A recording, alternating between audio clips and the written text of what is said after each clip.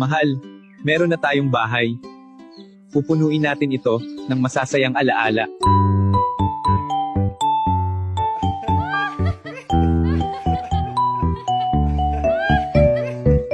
Mahal, may baby na tayo. Talaga, mahal?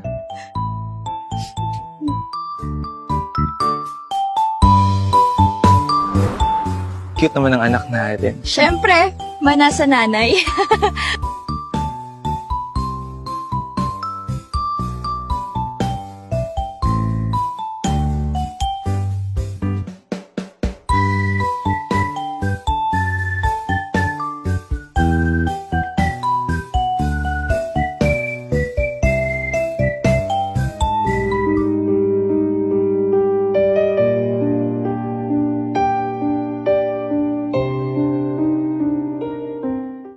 Ang sarap talaga dito sa probinsya, Mapa. Miss ko to.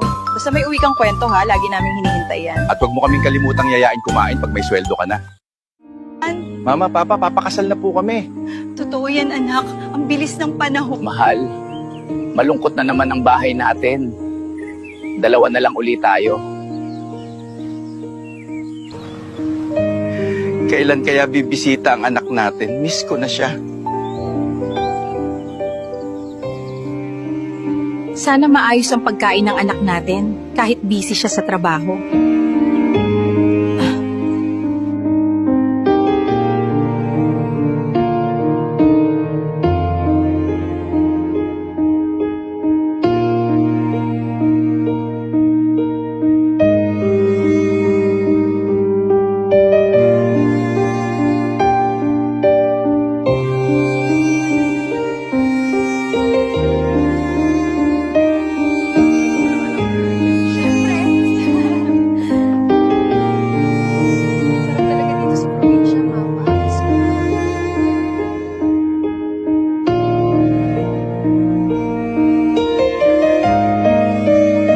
Anak,